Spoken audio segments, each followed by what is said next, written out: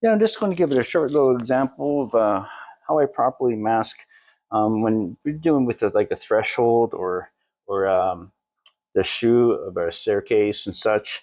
You know, sometimes there's carpet right next to where you're going to be working, and the way I look at this is that this always bottoms out and the carpet's tucked in underneath. So what I try to do is when I go mask off, I'll overhang it onto the workpiece, and then I take my fingers and I tuck it in really tight, and that way it's underneath, it's jammed in, it's going to go underneath. If I spill any liquid on this, it's going to go underneath and not harm the carpet at all.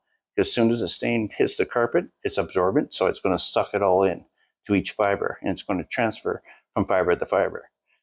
So I always make sure that I'm very accurate, making sure that if any kind of color goes down there, it's not going to hit the carpet and draw it in so you can see it. Okay, take that off like that.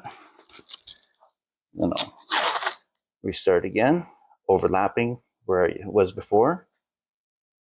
Now again, I'll start from, I work my way backwards typically, and then to go back up.